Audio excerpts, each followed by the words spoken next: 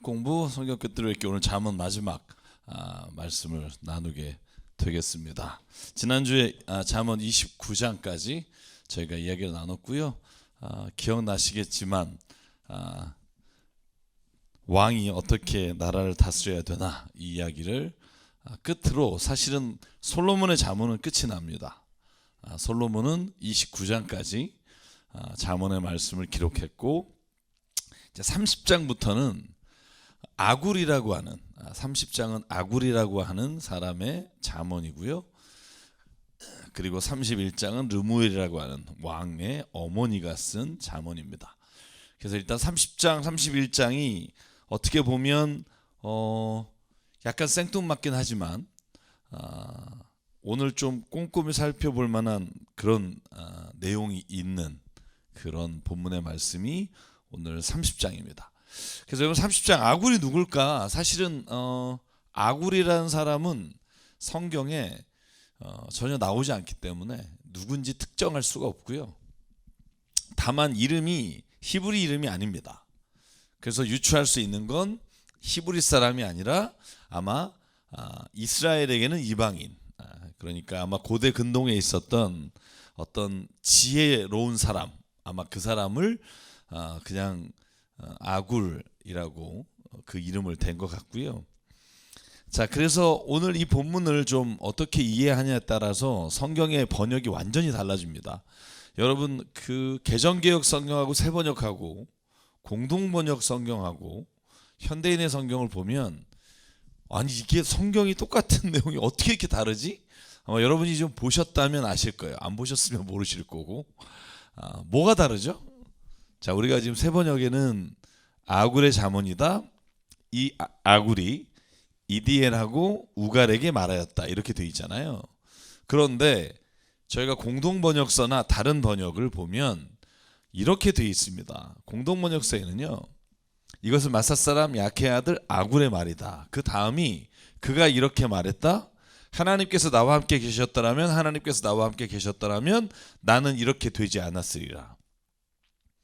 아니 뭐 번역이 이만저만 달라야죠. 그러니까 여기는 이디엘과 우갈에게 말했다 이렇게 나오고, 또 다른 번역은 이디엘과 우갈이 아니라 하나님이 나와 함께 계셨더라면, 하나님이 나와 함께 계셨더라면 이렇게 되지는 않았을 거다. 그리고 제가 읽어본 주석서에는 이렇게 번역이 또 돼 있습니다. 하나님 나는 지쳤어요. 어떻게 하면 다시 이겨낼 수 있을까요? 그러니까 이게 1절을 번역한 너무나 다른 번역입니다. 그래서 왜 이렇게 번역을 할까 생각해 보면, 자, 이 이디엘이라고 하는 단어와 우갈이라는 단어를 고유명사 이름으로 보면 이디엘과 우갈에게 말했다라는 번역이 가능하고요. 이걸 이 단어가 갖고 있는 뜻을 풀어보면 이디엘이라고 하는 단어가 가지고 있는 게 계셨다, 하나님이 계시다라는 거기 때문에, 여러분 엘이 하나님이잖아요, 그죠?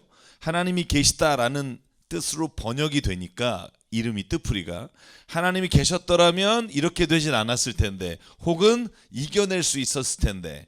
그러니까 이디엘이란 말이 하나님이 계시다라는 말이고 우갈이라는 말이 이겨낸다 이런 뜻을 갖고 있기 때문에 이걸 이름으로 보면 아굴이 이디엘과 우갈에게 말했다라고 번역도 가능하고, 그리고 이걸 만약에 그 단어가 갖고 있는 뜻으로 풀이하면 오늘 이 본문을 벌레가 있네요. 아굴은 이제 말한 거죠. 하나님이 나와 함께 계셨더라면 이렇게 되지 않았을 것이다.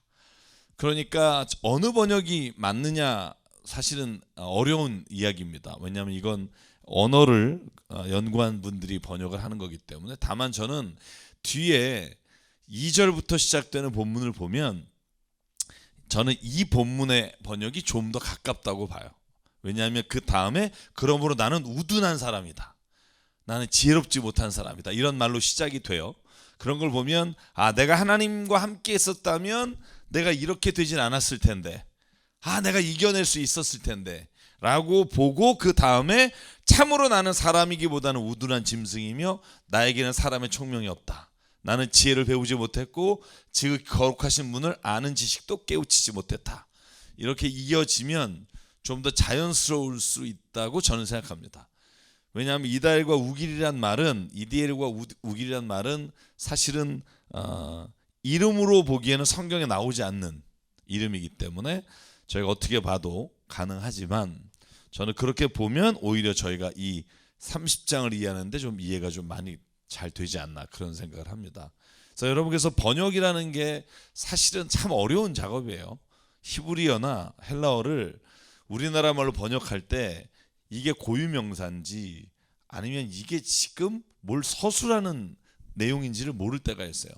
예를 들면 어떤 사람의 이름이 제 이름이 전기 이렇게 돼 있으면 이게 이름인지 아니면 우리가 본 일렉트릭 전기를 말하는지, 그죠? 저희 딸이 길 걸어가다가 항상 약 올리는 게 있어요.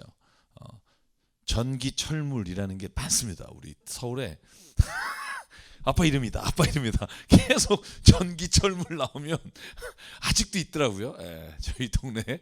근데 마찬가지예요. 그러니까 이게 이름으로 보느냐 아니면 그 단어가 가지고 있는 뜻으로 보느냐에 따라서 사실은 번역하기가 쉽지 않은 데다가 이 3000년 전, 2000년 전에 있던 이 언어를 지금의 말로 번역하는데 어려움이 있습니다. 그래서 성경마다 조금의 번역의 차이가 있는 것 좀 이해하시면 되고요. 내용은 뭐냐 하면 오늘 아굴이라고 하는 사람이 자기가 내 인생을 돌아보면서 나는 정말 지혜롭지 못했고 우둔했고 이런 고백들을 해 나가는 내용이에요.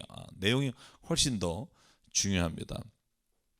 자, 왜 아굴이 지쳤는지, 왜 자신이 이걸 이겨내야 하는지를 저는 이제 뒤에 설명하고 있다고 보고, 그럼 2절부터 가보자고요. 자, 2절에서 뭐라고 말하냐면 나는 우둔한 사람이다. 나는 정말 총명이 없다. 나는 거룩하신 분을 아는 지식도 깨우치지 못했다. 자, 그래서 오늘 첫 번째 문장을 보면 자, 자기가 이렇게 우둔하고 지혜롭지 않은 이유가 뭐냐? 딱 하나로 귀결돼요.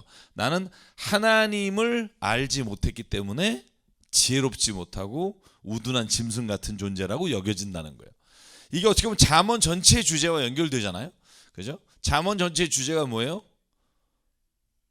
하나님을 경외하는 것이 지식의 근본이다. 그래서 아굴이 그런 말 하는 거예요. 내가 하나님에 대해 아는 지식이 없어서 나는 굉장히 아둔한데, 그러면서 6가지 질문을 던져요.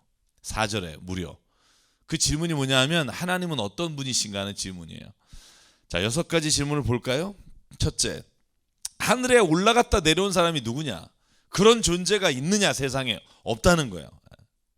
그러면 바람을 자기 손에 움켜쥐고 있는 사람이 누구냐? 바람을 뭐 휘몰아치기도 하고 걷어내시기도 하는 그런 존재가 누구냐? 세 번째, 물은 그 옷자락으로 싸고 있는 사람이 누구며? 네 번째, 땅의 모든 경계선을 그은 사람은 누구이며? 사람의 이름은 무엇인지, 그 사람의 이름이죠. 그의 아들의 이름은 무엇인지 네가 아느냐라고 묻는 거예요. 그래서 여러분, 묻는 질문을 볼 때 그게 이디엘이냐 우길이냐 이렇게 사람에게 말하는 거로도 볼 수 있고, 자기 스스로가 나는 내가 하나님이 계셨다면 내가 이렇게 되진 않았을 텐데라고 탄식으로도 읽을 수 있고, 그래서 2가지 번역이 가능하다는 말이죠. 그래서 이 6가지는 여러분 뭘 말하죠? 중요한 게 뭐냐 하면 이 6가지는 우리 인간의 세상을 다스리는 모든 능력을 말해요. 하늘, 물, 불, 땅, 그죠? 이걸 누가 지배하고 있고 누가 다스리느냐, 이 질문이에요. 그리고 그분의 이름이 뭐며 그 아들의 이름은 뭐냐. 그래서 그 아들의 이름이 나오니까 이걸 그리스도라고 번역을 하는 사람도 있는데 너무 좀 지나친 번역이고요. 사실 이 당시에만 해도 하나님의 거룩하신 분의 아들이라는 말 자체가 사실은 이 하나님을 이야기할 때 종종 이야기되기 때문에, 자, 그래서 6가지에 대한 질문을 던져요. 근데 여러분 몰라서 던질까요? 이런 질문을? 아굴이 이 질문을 왜 던질까요? 아굴은 이런 거예요. 우리 인간들은 이거에 대해서 아무도 알 수 없고 아무도 이것에 대해서 할 수 있는 사람이 없지만 하나님 그분만이 이걸 다스리실 수 있는 분이다라는 걸 알고 있고 선포하는 거예요. 그래서 아굴은 질문을 던지지만 사실 이 질문에 대답하려고 하는 게 아니라 하나님이 누구신지를 니네가 모르면 세상이 어떻게 돌아가고 세상을 어떻게 살아야 되는지 알 수 없다는 거예요. 그래서 결론이 뭐냐? 오늘 5절과 6절이에요. 그러니까 너희들은 나를 비롯해서 하나님의 말씀에 순종하고 그 말씀을 청종하고 사는 삶, 말씀에 아무것도 더하지 않는 삶이 가장 지혜로운 삶이다. 왜냐하면 우리는 모르니까. 하늘을 누가 지었는지, 물과 불을 누가 다스리는지, 그 땅은 누가 세웠는지를 모르면서 우리가 이 땅의 이치를 안다고 말하는 것은 불가능하다. 그러므로 하나님을 말씀을 순종하고 그리고 그 말씀에 더하지 말라. 이게 오늘 아굴이 첫 번째 던지는 이 잠언을 읽는 사람에게 하는 말입니다. 30장이 굉장히 제가 좀 자세하게 나눴어요. 왜냐하면 내용 자체가 여러분 읽으면서도 무슨 말인지 이해가 잘 안 가고 새 번역이 잘못 번역한 게 한 몇 군데가 있어요. 그래서 제가 오늘 그것도 얘기를 좀 드리려고 합니다. 자, 그래서 마지막으로 하나님은 사람이 완전하게 알 수 없는 분이다. 그죠? 만약에 하나님을 우리가 완전히 알 수 있다 그러면 우리가 하나님이죠. 여러분 우리 집에 제가 강아지를 키워요. 강아지가 저를 완벽하게 이해한다. 그분은 인간이시죠. 그분은 강아지가 아니십니다. 저 사람이 만약에 내가 컴퓨터를 하는 거, 내가 텔레비전을 보는 거 이걸 다 이해하신다면 그분은 강아지님이 아니시고 인간이십니다. 마찬가지로 우리가 하나님을 다 이해한다? 불가능해요. 왜냐하면 우리가 경험해보지도 전혀 못한 것을 하나님은 이미 창조하시고 경험하시고 계시기 때문에. 그래서 아굴이 말하는 거예요. 우리가 창조하지 않고 우리가 경험해보지 않은 그것을 하시는 분은 하나님이시기 때문에 하나님에게 우리의 모든 기준을 두는 삶이 가장 지혜로운 삶이다. 그러면서 오늘 던지는 기도가 최고의 기도예요. 제가 이걸 이름을 붙였잖아요. 하나님께 드리는 최고의 간구. 제가 잠언과 모든 성경의 기도를 통틀어서 이거보다 좋은 기도는 없다. 그래서 제가 이름을 붙인 거예요. 저 이 위에 있는 건 제가 그냥 이름 붙인 거예요. 여러분이 그냥 읽으시면서 도움이 되시라고. 자, 여러분이 다 아는 기도예요. 하나님, 내가 두 가지를 간청합니다. 죽기 전에 이루어 주십시오. 이 기도만 드릴 수 있다면, 첫 번째가 뭐냐 하면 하나님, 나로 하여금 허위와 거짓말을 멀리하게 해주십시오. 내가 거짓된 삶과 내가 허례허식, 허위를, 그러니까 잘못된 것들을 말하고 살지 않게 해주십시오. 두 번째, 가난하게도 마시고 부유하게도 마십시오. 왜 이걸 최고의 기도라고 말하냐 하면 우리는 부유하면 좋겠잖아요. 그죠?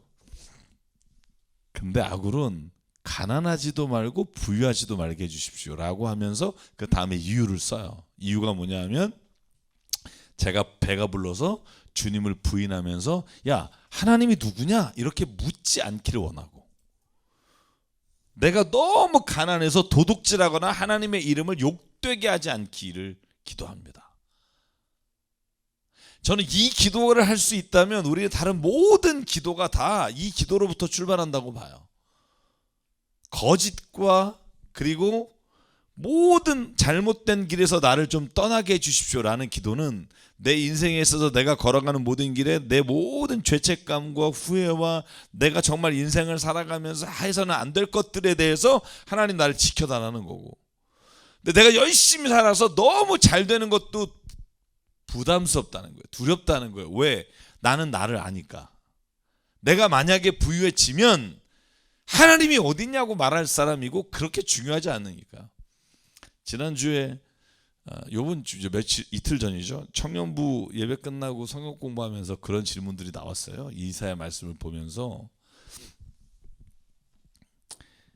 왜 우리는 힘들고 어려울 때만 하나님을 찾을까? 나이 드신 분이 아니라 젊은 사람들이 사실 자기가 인생을 살아온 걸 보면 힘들 때 하나님 찾았지 좋을 때 하나님 찾은 기억이 없다는 거예요. 그러면서 무슨 말 하냐면 진짜 내가 하나님을 좋을 때는 찾은 적이 없네요. 그런 얘기들을 서로 고백하는 거예요. 그죠? 그러니까 오늘 이 아굴의 기도에 나오는 핵심이 뭐냐면 내가 잘 되고 못 되고 부유하고 가난해지는 거에 초점을 두는 게 아니라 내가 어떤 상황이든지 내 초점은 내가 하나님을 기억하고 있고 하나님과 함께 있느냐가 그 아굴에게는 가장 중요한 문제라는 거예요. 여러분 제가 창세기 50장 요셉을 설교하면서 기억나실지 모르겠습니다. 워낙 오래전 기도 설교니까. 요셉은 언제 형통했다고 성경이 돼 있냐면 형통이라는 단어가 프로스퍼예요. 부유하게 됐다, 잘 됐다. 근데 그게 애굽의 총리가 됐을 때 요셉이 그가 형통하였다라고 나오지 않고요. 감옥에 있을 때 간수장이 그를 불러서 시키고 그때 이렇게 나와요. 요셉이 그 감옥에 있는 동안에 여호와와 동행하니 그의 삶이 형통하였더라 이렇게 돼 있거든요. 그러니까 형통의 기준이 뭐냐 하면 하나님과 나와 함께 있느냐, 이게 기준이라는 거예요. 아굴의 기도가 그런 거예요. 부유하거나 가난한 게 내가 하나님을 믿고 있는 이유 혹은 내가 하나님 따라가야 되는 이유가 아니라 오히려 내가 하나님과 따라가다 보면 하나님을 동행하기 위해서는 때로는 부유한 게 나에게 하나님을 버리게 되는 이유가 된다는 거예요. 저는 이 기도가 우리 그리스도인이 드려야 될 가장 최고의 기도가 아닐까. 하나님 나를 악에서부터 멀리하게 하시고, 이건 뭐 이사야 예레미야의 기도에 다 나오고요.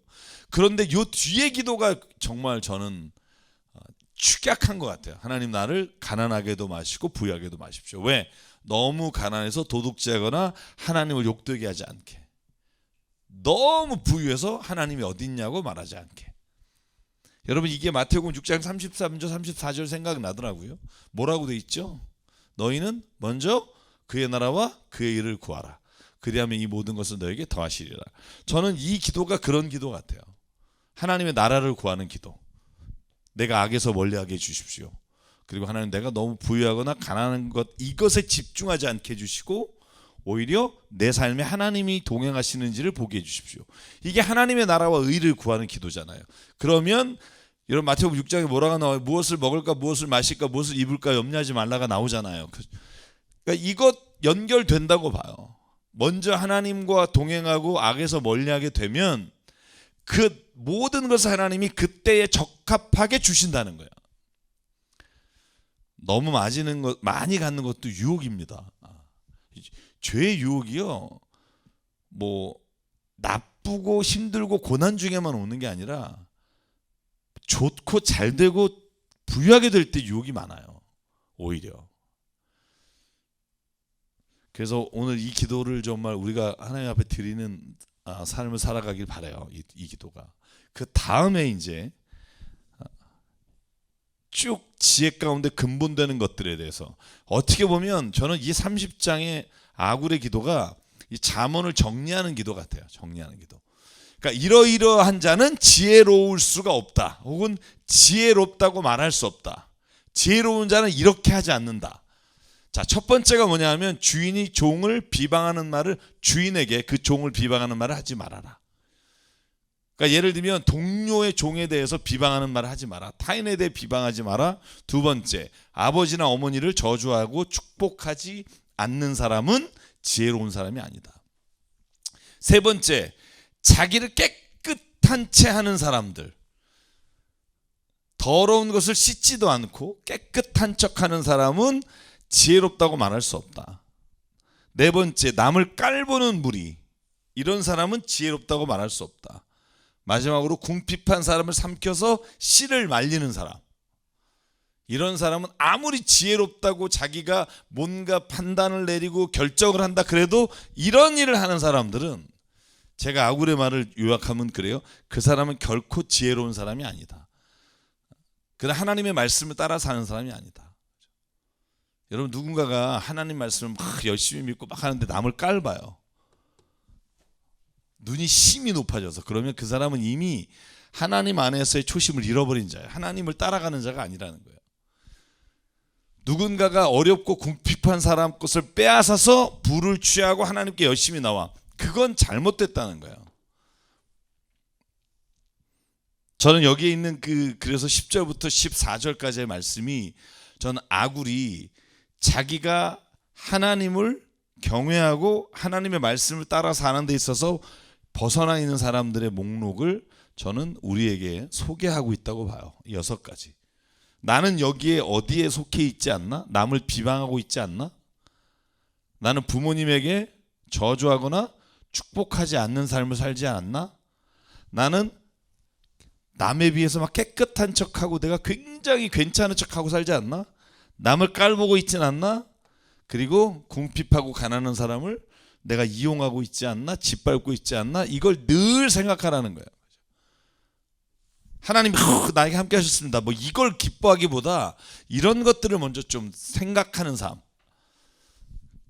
여러분 제가 뭐 이사야서나 예언서를 할 때 말했잖아요. 하나님께서 말씀하시는 예배, 하나님이 기뻐하시는 금식은 너네들이 배 골아가면서 막 원하는 걸 구하는 게 아니라 정의를 행하며 가난한 자의 먹이며 헐벗은 자를 입히고 그것이 내가 기뻐하는 금식이다. 여러분 이사야 우리가 묵상하면서 그 말씀이 나온단 말이죠.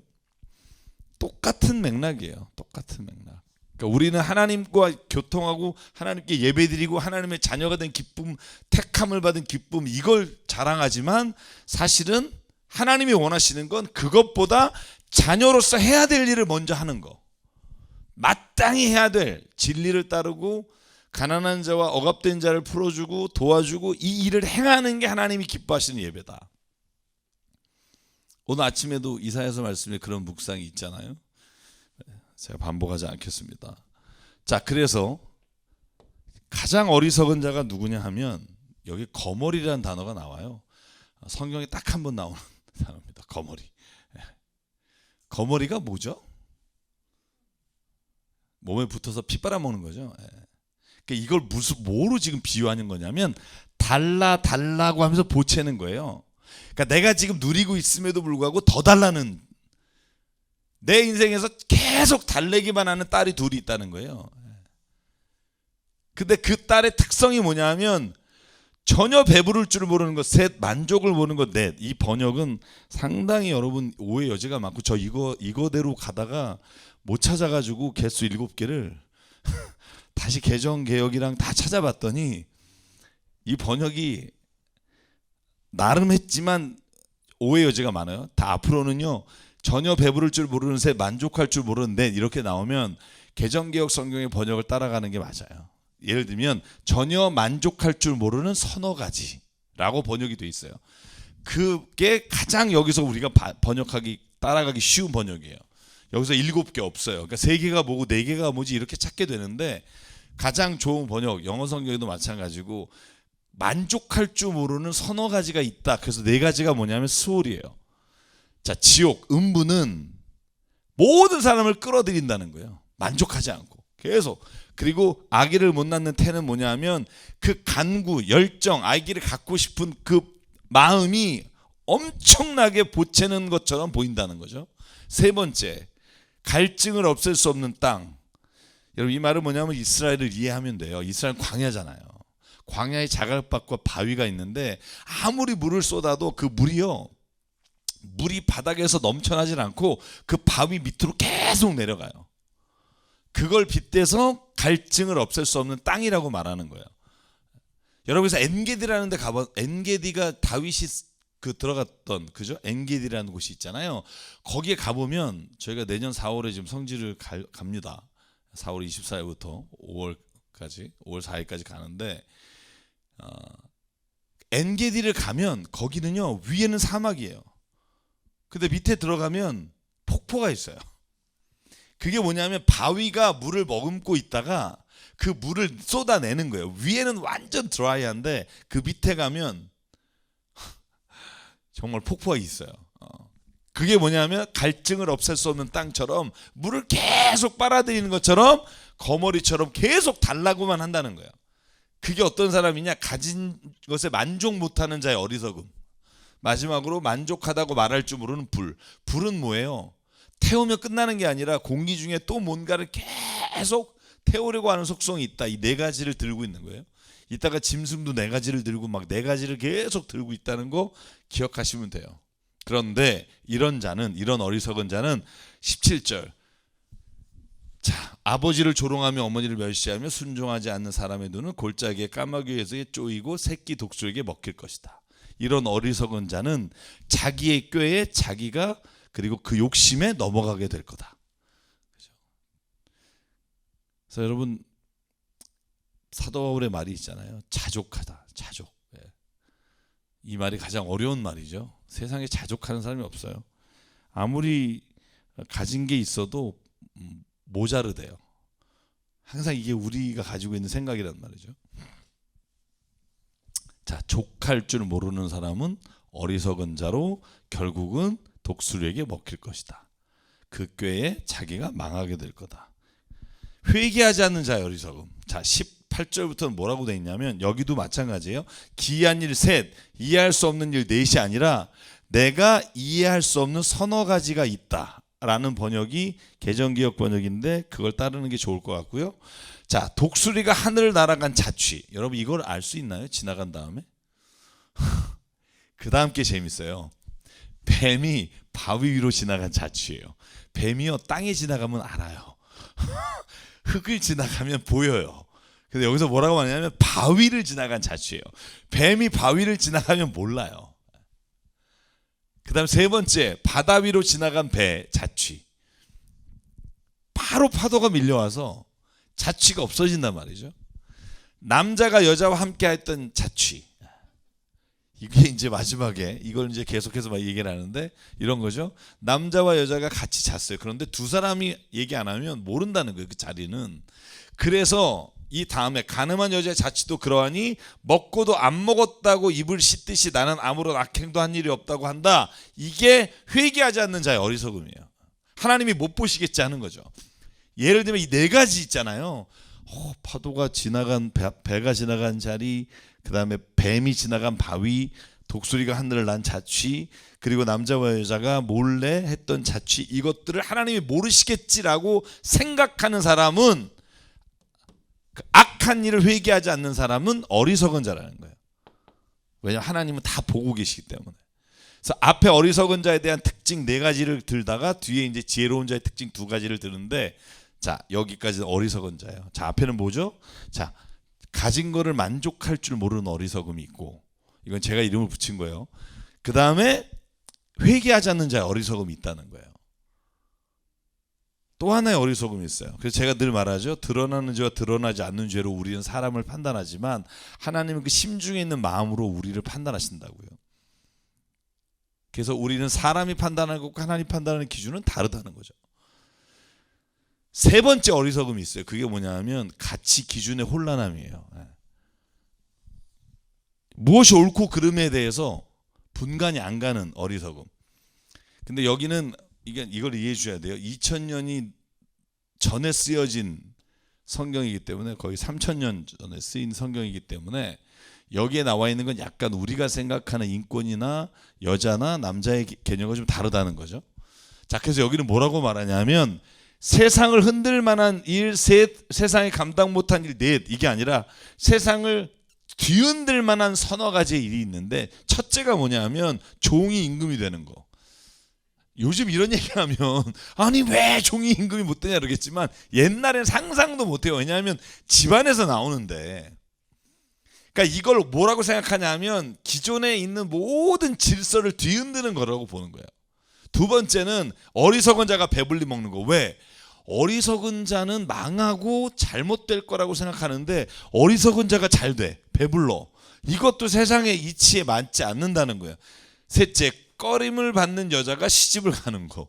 참 이게 뭔지에 대해서 의견이 분분합니다만, 가늠한 여인이다 아니면 직업이 창녀였던 여인이다 뭐 여러 가지 이야기가 있지만 어쨌든 이것 자체도 세상에서는 혼란스러운 일이라는 거예요. 그러니까 우리가 보기에 이런 거죠. 저 사람은 진짜 아닌데 너무 잘 돼. 그런 걸 예를 드는 것 같아요. 네 번째, 여종이 그 안주인의 자리를 이어받는 거. 지금은 뭐 이런 자체가 없으니까. 근데 예전에 이 이야기를 왜 하냐면 아굴은 세상을 혼란스럽게 하고 가치관을 뒤흔들어 버리는 어리석음이 우리가 진리와 하나님의 말씀을 따라 사는데 걸림돌이 된다는 거예요. 우리도 지금 헷갈리는 게 많잖아요. 텔레비전 보면 동성애에 관해서도 하도 이제 자연스럽게 나오니까 우리가 이제 막 이렇게 접하게 된단 말이에요. 그 기준이 모호해지는 경우가 있단 말이에요. 하나님이 무엇을 질서 있게 만드셨나를 늘 생각하지 않으면 우리가 그 질서 안에서 살아가는 것에 대한 유익을 놓치게 된다는 거죠. 저는 그래서 참 저도 이제 그런 거에 대해서 참 고민이 많아요. 뭐 제가 여기서 자세히 얘기하기 좀 뭐합니다만 화장실도 지금 제가 이제 미국에서 공부할 때 그런 논의를 많이 해요. 왜냐하면 트랜스젠더 성을 바꾸신 분이 이제 여성 2번을 받으시면 여성 화장실을 가잖아요.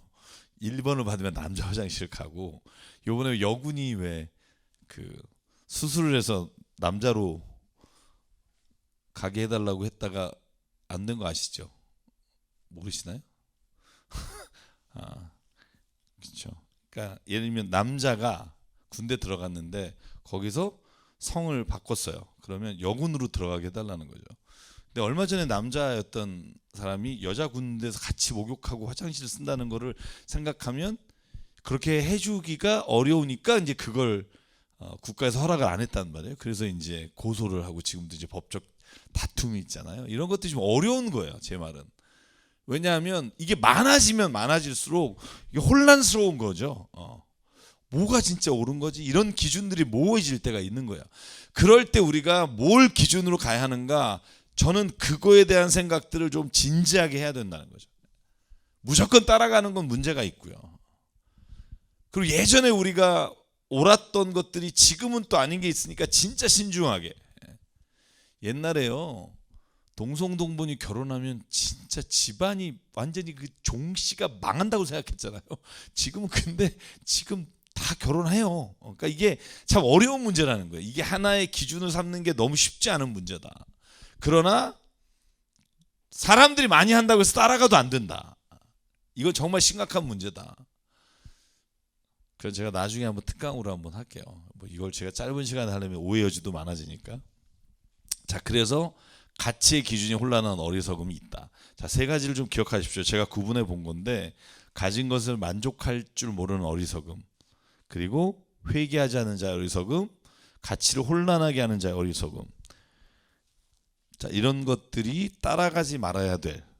그런데 자, 두 가지를 또 예를 들면서, 그런데 따라가야 될 지혜로운 것이 있으니 땅에서 아주 작은데 지혜로운 것이 넷이 있다. 자, 여기는 넷이라고 숫자를 딱 박아요. 어느 성경이나 개정기억이든. 힘이 없는 종류지만 먹을 걸 여름에 준비하는 개미. 여러분, 개미와 배짱이라는 아주 어렸을 때 우하지 마시죠. 이게 성경에 있네요. 여름에 먹을 것을 예비하는 개미. 저 사실 처음 봤어요. 이렇게 자세히 본 적이 없는 것 같아요. 여호와, 제가 볼 때 개미와 배짱이는 그냥 우화에 나온 얘기인 줄 알았는데, 그 다음에 바위 틈에 자기 집을 짓는 오소리, 그리고 때를 지어 함께 나가는 메뚜기, 왕궁을 드나드는 도마뱀이다. 아주 작으면서 지혜롭다. 여기 특징은 뭐냐 하면 자기가 가지고 있는 약점을 극복한 종류의 짐승들인 것 같아요. 그러니까 쉽게 말하면 여러분, 개미가 얼마나 약해요. 연약해요. 그런데 집단으로 그 연약한 걸 이겨낸다는 거예요. 오소리가 얼마나 여러분 사자나 이런 것들에 잡혀 먹기 쉬워요. 그런데 바위 틈에 다른 게 못 들어오게 자기를 숨긴다는 거예요. 그 다음에 메뚜기요, 때를 지어서 두목이 없어요. 예를 들면 개미는 여왕개미가 있잖아요. 그죠? 그런데 메뚜기는요, 왕이 없어요. 아무도 없는데 때를 져 가요. 너무 특이한 거죠. 그죠? 그 다음에 도마뱀이라는 건 독고다이에요. 여러분, 도마뱀의 특성은요, 같이 군집하지 않습니다. 혼자 삽니다. 그런데 그놈은 왕궁을 드나드는 거죠. 그 말은 뭐냐 하면 혼자 살면서도 자기가 잘 거야 될 때가 어딘지를 찾는 이런 지혜로운 짐승들의 예를 들면서, 우리도 우리의 삶에서 가장 연약하고 힘들지만 그걸 극복해내는 이 짐승들을 좀 따라서 지혜롭게 살아라. 두 번째, 이 세상에서 위풍당당한 짐승들이 있다는 거예요. 자, 여기는 또 서너 가지라고 번역하는 게 좋을 것 같아요. 늠름하고 위풍당당한 짐승 서너 개가 있는데, 그건 첫 번째, 아무 짐승 앞에서 물러서지 않는 사자. 두 번째, 자랑스럽게 걷는 사냥개와 수렴소. 아무도 맞설 수 없는 임금이다. 저는 사실 요걸 그냥 이 성경 주석가들도 그러더라고요. 이걸 그냥 네 개를 맞추기 위해서 했다라는 생각이 많다, 이런 느낌이 든다, 이런 표현을 쓰는데, 어쨌든 말하는 요지는 뭐냐면 인간이 살아가면서 자신감이 있는 삶이 중요하다. 이건 안 될 거야, 이런 사람의 삶은 안 된다는 거예요. 근데 이건 진짜 내가 해낼 수 있다라고 위풍당당하게 걸어가면 그러면 자기의 삶에서 그 일이 이루어진다는 거예요.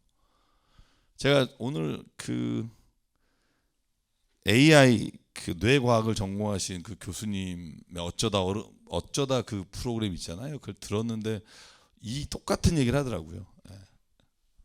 뇌가 가지고 있는 기능 중에 하나가 자기 긍정 그리고 된다라고 말을 하면 자기의 뇌가 그걸 인지하는 순간 그것에 대한 확신이 되는 순간 그 일이 이루어질 확률이 크다는 거예요. 여러분 왜 가짜 약을 계속 진짜 약이라고 하면서 주면 네? 치료가 되는 것들이 있잖아요. 그런 효과가 있잖아요. 마찬가지로 인간이 살아가면서 가장 큰 문제는 내가 이미 이 문제를 이길 수 없다. 내가 이 대상을 상대로 내가 승리할 수 없다라고 생각하는 순간 진다는 거예요. 그래서 오늘 이 아굴이 말하는 것도 그거예요. 세상에서 지혜로움을 따라 살아가야 되는데 그 중에 가장 중요한 게 내가 가지고 있는 삶의 당당함과 자신감이 있어야 된다. 지혜는 있는데 실천하기 어려운 사람이 있어요. 굉장히 똑똑한데 그 일을 해보지 않는 사람. 그건 지혜로운 게 아닌 거죠. 그래서 여기에 아굴이 말하는 지혜는 머리로 내가 아는 것만이 아니라 실천할 수 있는 능력과 힘이 있는 사람을 지혜롭다라고 말하는 거예요. 신앙도 그거잖아요. 내가 믿는다고 머리로만 아는 게 아니라 내가 믿음은 행동이 증명한다라는 말처럼 행동을 함으로 인해 내 믿음이 진짜 무엇인지를 보이는 사람, 그 사람이 진짜 신앙인으로 세상을 승리할 수 있는 거죠. 자, 하나 마지막, 인간이 해서는 안 되는 일에 대해서 정리를 하는 거야. 30장을 아굴이 자기가 쓴 잠언을 정리합니다. 그게 뭐냐 하면 첫째, 우쭐대지 마라. 교만하지 마라. 다른 사람을 업신여기지 마라. 그리고 악한 일을 도모하지 마라.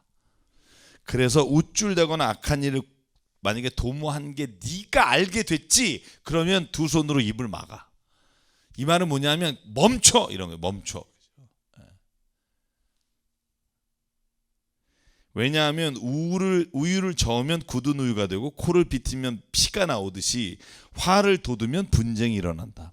그러니까 계속 내가 이걸 악하다는 걸 알면서 혹은 내가 지금 우쭐댄다는 걸 알면서도 멈추지 않으면 너도 모르는 사이에 그게 너에게 화가 된다는 거예요. 그래서 만약에 일을 하고 있다 그러면 아굴이 말하는 거죠. 멈춰라. 멈추면 화를 면할 수 있다. 근데 알면서도 끝까지 간다. 이건 너의 인생에 있어서 오히려 화가 된다. 제가 지금 주일 설교 제목을 내일까지 보내야 되느냐고 고민하면서 지금까지 정한 제목이 뭐냐면 담대함과 완고함 사이에서, 이렇게 제가 사이에서 시리즈 3번째잖아요. 여러분 기억나시는지 모르겠습니다만, 왜냐면 제가 성경을 제가 이게 한 3, 4주 된 것 같은데 성경을 읽다가 그런 말이 정말 많은 거예요. 담대하라. 담대하라. 그런데 이 담대한 사람의 특징이 뭐냐 하면 완고해요.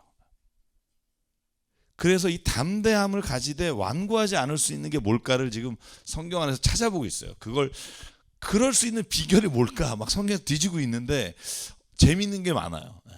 하나님 우리에게 정말, 바울에게도 그랬고 담대하라는 말이 정말 많이 나와요. 여러분 여호수아에게도 두려워하지 말라, 담대하라, 그런 말 나오는데, 그런데 그 단점이 뭐냐면 완고해지는 거예요. 그래서 다른 사람의 의견을 받아들이지 않고 내 주장을 펼치면서 다른 사람과 대립하고 싸우게 되는 거. 근데 이 경계선을 어떻게 하는 게 성경이 우리에게 이 담대함과 완고함 사이에서 우리가 신앙의 길을 걸어갈 수 있게 하나, 뭐 이걸 지금 기도해 주세요. 잘 이렇게 좀 다음 주일까지, 지금 내일 주부에 실어야 돼서 오늘 아마 새벽까지 내일 고민을 더 많이 해봐야 되겠는데, 지금까지는 역시 성령의 은혜, 성령이라는 그 단어가 가장 우리에게 적절한 해답을 줄 수 있다고 보이는데, 제가 드리고 싶은 말은 그거예요. 내가 만약에 아니라고 생각하면 멈출 수 있는 것도 용기이고, 그렇게 할 수 있는 사람이 하나님의 주시는 은혜 안에 살아갈 수 있다는 거예요. 화를 모면하고 미련하게 이걸 끝까지 가지 말라는 거예요. 내가 이걸 해왔는데 이러지 말라는 거예요. 해왔어도 이걸 포기할 수 있는 게 믿음이고, 사람이 그러지 않아요. 그래서 내가 여기에 썼어요. 만약에 어리석어서 실수로 우쭐대고 악한 일을 도모했다면 당장 손으로 입을 막고 멈춰라. 왜냐하면 그런 일들이 반복되면 반드시 화를 돋구게 된다. 그리고 거기엔 싸움이 일어날 거다. 그래서 여기가 이제 아굴의 잠언입니다. 30장. 저도 이렇게 아굴의 잠언을 이렇게 자세히 읽어본 적이 사실은 없는 것 같아요. 그래서 읽어보면서 아굴의 잠언이 솔로몬의 잠언과는 차이가 있다. 그러니까 악인과 의인 이렇게 우리가 구분하면서 나오잖아요. 미련한 자와 지혜로운 자, 게으른 자와 부지런한 자, 이렇게 솔로몬의 잠언이 그렇게 구분졌다면 아굴의 잠언은 또 다른 구분이 있는 거죠. 어리석은 것에 대해서 그렇게 직접적 표현은 안 하지만 어떤 게 진짜 우리가 피해야 될 거고 어떤 게 따라가야 될 건지에 대한 이야기를 정리를 하고 있어요.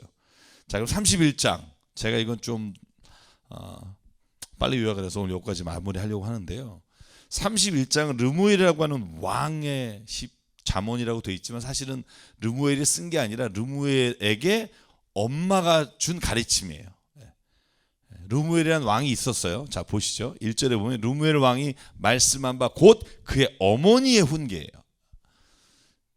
그러므로 2절 내 아들아 내가 무엇을 말하랴, 내 태에서 난 아들아 내가 무엇을 말하랴, 서원대로 얻은 아들아 내가 무엇을 말하랴. 이 서원대로 얻은 아들아 이 표현이 한 3번 정도가 나오는데 그만큼 애절하게 아들에게 원하는 거예요. 그냥 아들이 아니고 기도해서 막 서원해서 난 아들인데 너가 이렇게 살기를 바란다. 그리고 크게 3가지를 딱 부탁하고 난 다음에 10절부터 31절까지는 현숙한 아내를 얻어야 된다. 그 현숙한 아내는 이런 여자다가 무려 한 30개 정도가 나와요. 근데 여러분 기분 나빠하지 마십시오. 현숙한 아내를 얻으면 남편만 잘 되는 게 아니라 제가 그걸 좀 바꾸라고 그랬어요. 지혜로운 남자를 만나면 똑같은 일이 일어난다. 이렇게 읽으면 괜히 기분 나쁘지 않을 수 있다. 왜냐하면 아내가 밤새 일 열심히 해라, 뭐 새벽에도 나가서 일해라, 뭐 이런 거예요. 여러분 그거 기분 나빠하지 마시고, 예전에는 이런 것들이 있었지만 요즘은 남자가 사실 더 요즘은 참 살기 힘든데요. 힘든 때입니다. 자, 그래서 르무엘은 누구냐 몰라요. 다만 이 사람의 이름도 히브리 이름이 아니에요. 이방인 중에 지혜자인 왕의 이야기를 이 잠언에서 가져다가 이것을 썼다. 솔로몬 시대의 사람이었을 것이다. 자, 그렇게만 저희가 알 수 있고요. 자, 3가지가 일단 중요해요. 앞에 3가지가. 뒤에 현숙한 여인은 사실은 뭐 읽어보긴 하겠으나 가장 중요한 게 이제 2가지 권면, 뒤에 마지막 권면, 3가지 권면인데 저는 이게 너무 중요한 게 왕이잖아요. 왕에게 엄마가 부탁하는 3가지 조언인데 이게 권면인데 이게 정말 맞아요. 오늘날까지. 첫 번째가 뭐냐 하면 현숙한 아내를 얻으라는 거예요. 그런데 그 여자한테 네 온 힘을 쓰지 말라는 거예요. 그러니까 여기서 무슨 약간 남자 힘 쓴다 뭐 이런 게 아니라 너가 그 여인에게 모든 걸 뺏기지 말라는 거예요. 모든 시간과 정성과 너의 모든 일을 뺏기면 나라의 정사를 못 한다는 거예요. 왕후에게 휘둘려서 너가 그러면 국민을 못 돌본다는 거예요. 백성을. 그래서 그러니까 왕이여 힘을 여자들에게 쓰지 말라. 이 첫 번째 부탁이에요. 그러면서 10절부터 32절 그 긴 절을 현숙한 여인은 어떤 여인을 얻어야 되는지에 대해서 아들에게 권고해 주는 말씀이에요. 그래서 혹시 아들 있으신 분들은 이렇게 좀 적어서, 없으신 분들은 사실은 뭐 그냥 이렇게 큰 감동이 없으실 것 같아서 길게 안 하려고 합니다. 자, 2번째. 전 2번째가 굉장히 중요한 메타포 그 내용이 있다고 봐요. 그게 뭐냐면 아들아, 왕이라면 네가 포도주를 마시지 마라. 그리고 고위 관리라면 독주를 마시지 마라. 자, 5절 술을 마시다가 법을 잊어버리고 모든 곤고한 자들 송사를 굽게 할까 하노라. 자, 6절 독주는, 자 6절은 이따 합시다. 6, 7절은 자 무슨 말이에요? 여기 좀 보실래요? 자, 술을 먹지 마 이게 아니에요. 왕은 포도주도 먹지 마. 약한 술이에요. 독주보다. 여기에 독주와 포도주를 비교한다면 포도주는 그냥 일상적으로 마시는 것이고 독주는 그보다 훨씬 독한 술인데 고위직 그러니까 높을수록 약한 술도 먹지 말라는 거예요. 그러니까 왕은 포도주도 먹지 말고 그리고 주권자들 고위 관리자들은 독주도 찾지 마라. 쉽게 말하면 책임과 의무가 있는 사람, 권한도 있는 사람이 자기가 지켜야 될 의무가 있다. 왜? 술 먹고 가서 재판을 하면 잘못된 재판으로 사람이 어느 날 갑자기 곤고하게 되고 망하게 된다는 거예요. 그 사람의 판결 하나로. 그래서 여러분께서 의사가 새벽까지 술 드시고 아침에 수술하시고 손 떠시는 분이 있다는 말 들으면 무섭잖아요. 여러분의 첫 수술을 받아라. 왜냐하면 첫 수술을 받아야 뒤에보다는 좀 더 힘들지 않을 때 수술 받아서 첫 번째 가는데 그런데 무서운 게 뭐예요? 저녁에 술 마시고 첫 수술을 하면 그런 분도 있다는 거예요. 그러니까 자기가 책임이 강할수록 자기가 지켜야 될 것들을 분명히 지켜라. 이게 그 엄마의 권유예요.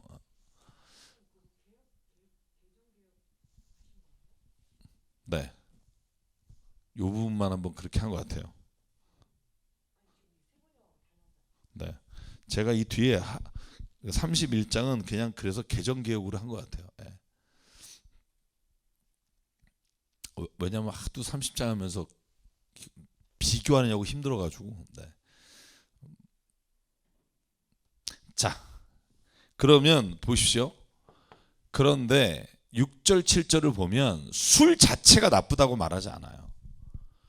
그러니까 죽어가는 사람에게는 독주를 먹여라는 거예요. 그 고위 관리가 독주 마시고 헬렐레에서 다음날 재판 망치지 말고 그런데 독주가 나쁜 게 아니다. 독주는 죽어가는 사람에게 페인이 고통 있는 사람에게는 고통을 줄여주는 게 된다.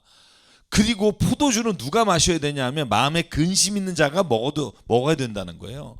그럼 바울이 디모데에게 말하잖아요. 네가 몸이 아픈데 포도주를 좀 먹어라.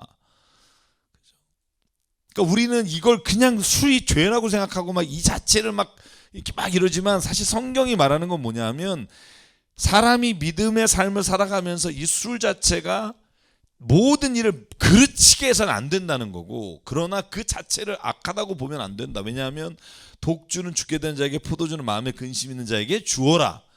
그러나 책임 있는 자는 먹지 마라. 너희 일을 그르치게 된다. 그래서 그는 마시고 자기의 빈중한 것을 잊어버리게 될 거다. 포도주를 마시고 힘든 자는 그리고 자기의 고통을 기억하지 않게 될 거다. 그러니까 정말로 현명한 거죠. 현명한 거. 네가 왕일수록 높은 지위에 있을수록 너희가 술을 마시고 방탕하지 마라. 그래서 우리가 지도자 뽑을 때 술 너무 좋아하는 분들 뽑으면 안 됩니다. 왜냐하면 못 버려요. 그거. 그러니까 좀 절제할 수 있는 사람을 뽑아야 돼요. 절제할 수 있는 사람. 제가 아는 분 중에도 손 떠는 분이 있어요. 수술하기 전에. 그래서 참 하여간 자 그래서 첫 번째 여자들에게 모든 능력을 쓰지 마라. 왜냐하면 거기에 정신 팔려서 정말 해야 될 국민들을 돌아보지 못하고 그리고 두 번째 왕은 포도주 마시지 말고 고위 관리들도 독주를 마시지 마라. 자 그럼에도 불구하고 그 자체가 나쁜 게 아니다. 이렇게 7절까지 그 다음에 8절 9절에는 마지막 권면 세 번째 왕아 아들아 내가 부탁이 있는데 제발 공평과 정의로 다스려라. 이게 왕의 르무엘에게 권면하는 세 가지예요. 세 번째는 공평과 정의. 여러분 이게 얼마나 중요하냐면 높이 있는 사람이 공평하지 않고 정의롭지 않으면 그 사회는 망해요. 왠지 아세요? 만약에 어떤 사람이 억울한 일이 계속 쌓이잖아요. 그럼 그 사회는 지속되지 못해요. 반드시 봉기가 일어나요. 반드시 그 당했던 사람들이 힘을 모아서 목숨을 걸고 싸워요. 그게 우리가 보는 혁명들이거든요. 우리가 공산주의 욕하지만 사실 그때 중국이나 아니면 소련에 그 통치했던 소위 말해서 민주주의란 이름으로 통치했던 사람들이 너무나 억압했기 때문에 그 사람들이 봉기를 일으켜서 볼셰비키 다 넘어뜨린 거란 말이죠. 그러니까 사실은 어떻게 다스리냐가 중요하지, 체제는 사실은 체제보다 중요한 건 다스리는 사람의 방식이에요. 모습이에요. 누가 그렇게 말하잖아요. 진짜 지혜롭고 정의롭고 똑똑하고 착한 사람이 다스리는 독재가 낫지, 미련한 것들이 한 때로 모여서 상의하고 해봤자 아무런 쓸모없는 그런 다스림이 될 수 있다. 그런데 문제는 뭐냐 하면, 만약에 그렇게 지혜롭고 착하고 정의롭고 공평하던 사람이 마음이 바뀌면 통제할 사람이 없다는 거죠. 그러니까 우리가 서로 견제하는 민주주의라는 이 리프레젠테티브잖아요. 대의민주주의라고 하잖아요. 내가 하지 않고 내가 뽑은 사람이 하는 건데 이게 참 나쁜 거거든요. 그냥 내가 그 사람 뽑았는데 내 뜻은 하나도 반영 안 하는 여러분 국회의원이 얼마나 많아요. 그리고 항상 국민을 위해서, 국민이 원한다, 나는 원한 적도 없는데 지가 원한다 그러고 막 이러니까, 그죠?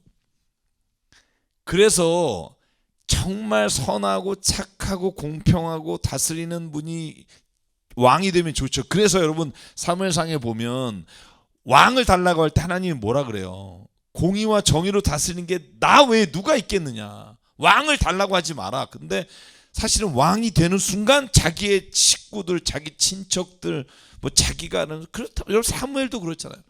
사무엘뿐이요, 솔로몬도 그랬고 다 그 자식들이, 그죠? 엘리 제사장은 사실은 나쁜 짓 한 거 별로 없어요. 홈리와 비느하스 아들이 그냥 제사 물건 지가 막 곡괭이로 빼가고 막 여자들 막 그러니까 사실은 그게 문제인 거예요. 그 사람이 옳은 일을 하면 얼마나 좋아요. 사무엘이 통치할 때 이스라엘은 평안했다니까요. 사울이 왕되고 나서 개판됐지. 그런데 사무엘을 왜 아들에게 못 물렸어요? 70명의 아들이 하나같이 떨거지잖아요. 성경 읽어보면 그 아들들이 다 하나같이, 성경에 보면 사무엘의 뜻을 따라 살지 않고 죄를 졌다. 그래서 이어가지 못하는 거잖아요. 그러니까 할 수 없이 우리가 선택하는 거죠. 여러 명이 있어도 그 여러 명이 그래도 힘을 모아서 잘하자, 이런 취지로 뽑는데, 사실은 그래서 공평과 정의로 다스려라. 이 르무엘의 어머니가 굉장히 지혜로운 여인이죠. 세 가지입니다. 그죠? 저는 그래서 오늘날의 우리나라의 다스리는 자들도 이걸 배웠으면 좋겠다. 그죠? 아내에게 휘둘리지 말고, 그리고 두 번째 술을 멀리하고, 세 번째 공평과 정의로 다스리고, 편들지 말고. 그게 얼마나 중요한지에 대한 얘기고요. 마지막으로 현숙한 여인, 이제 10절부터 31절 너무 많아요. 그래서 제가 그냥 이렇게 훑고 갈게요. 예. 자, 현숙한 여인을 찾아서 얻어야 되는데 그 여인은 진주보다 더하다. 너무너무 중요하다. 한 나라의 왕의 아내가 되는 거. 자, 그런 자의 남편의 마음은 그를 믿는다. 그죠? 현숙한 아내는 남자에게 믿음을 주니까 남자가 괜히 쓸데없는데 시간을 쏟지 않는다. 저는 이걸 이렇게 들었으면 좋겠어요. 지혜로운 남편의 이야기로 들으시면 돼요. 우리 영상 보시는 분, 본인이 지금 여자다 그러면 이걸 자꾸 여자로 기분 나빠하지 마시고, 그죠? 지혜로운 남편은, 그죠? 아내에게 믿음을 얻나니, 그죠? 이렇게 읽으시면 돼요. 자, 그런 자는 살아있는 동안 남편에게 선을 행하고, 자, 아내에게 선을 행하고, 똑같아요. 부부가 같이 지켜야 될 덕목으로 봅시다. 그는 양털과 삼을 구하며 부지런히 일하고, 손으로 일하고, 상인 배와 같아서 먼 데서 양식을 가져오며, 이제 먹을 거 구해온다는 거죠. 옛날엔 이거 조선 시대랑 너무 비슷하지 않아요? 선비는 앉아서 글 읽고 아내가 지금 다 해오는, 이런 걸 꼭 보는 느낌인데, 어쨌든. 자, 자기 집안 사람들에게 먹을 것을 나눠주고, 여종들에게 일을 정하여 맡기고, 밭을 살펴보고, 포도원을 일구고. 참, 여자가 포도원 일구라는 게 참, 그죠? 이거 남자에게 시키자고요, 요즘은. 그 다음에 자기의 팔을 강하게 하며. 여러분, 제가 하나만 말씀드릴게요. 여기에 다 그는이라고 나와요. 그죠? 세 번역에는 어떻게 나와요? 20절 체험의 단어가 뭐예요? 나오는 단어가 그는이라고 나오지 않아요? 네? 아예 없어요? 그래서 제가 여기에 원어를 찾아보니까 다 쉬예요. 여자예요. 그녀는이에요. 이게 너무 헷갈려요. 개정기억 읽으시다가 아마 헷갈리신 분 있을 텐데 개정기억 보는 분이 많을 테니까 여기는 다 쉬로 보시면 돼요. 그녀라고 하면 너무 좋은데 예전에 다 그라고 번역해서 그라고 돼 있어요. 그래서 헷갈려서 저도 찾아봤더니 다 그녀예요. 그러니까 우리가 남자가 읽을 땐 그녀로 읽고 여자가 읽을 땐 그로 읽자고요. 자, 그래서 그녀는 자기의 사람들을 위하여 염려하지 않고 자기를 위해 아름다운 입을 지어 입으며, 그죠? 자기를 위해서도 이렇게 해요. 그의 남편은 사람들의 인정을 받는다. 왜? 아내가 그렇게 내조를 잘하니까. 반대로 남편이 그렇게 잘하니까 아내가 사람들에게 인정을 받고. 자, 그 다음에 맞아, 여기까지 하고 마치죠. 능력과 존귀로 옷을 삼고 입을 열어 지혜를 베풀며 자기 집안의 일을 보살피고 게을리 얻은 양식을 먹지 않는다. 열심히 일하고. 자, 28절부터는 그러므로 결론이에요.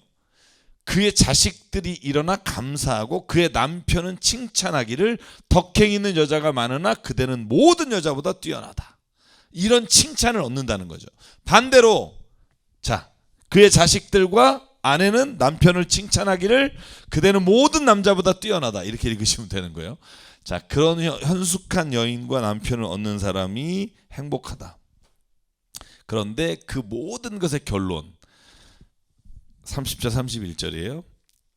그 모든 아름다운 것은 인간에게서 나오는 게 아니라 여호와를 경외하는 사람이 받는 칭찬이다. 여호와를 경외하는 사람에게만이 이런 진정한 칭찬이 임하게 될 것이다. 그리고 그 손의 열매가 그에게로 돌아갈 것이요 그 행한 일을 말미암아 성문에서 칭찬을 받으리라. 이게 르무엘 왕에게 준 어머니가 현숙한 여인을 아내를 얻는 그 기준. 근데 그 기준의 마지막이 뭐냐면 여러 가지를 다 말했지만 여호와를 경외하는 사람을 얻어라. 그러면 인간의 아름다움이 아니라 하나님이 주신 아름다움으로 가정이 채워진다. 그런 말씀으로 이해하면 좋을 것 같습니다. 자, 이제 잠언이 끝났습니다. 제가 또 잠언 이렇게 꼼꼼하게 본 건 처음인 것 같아요.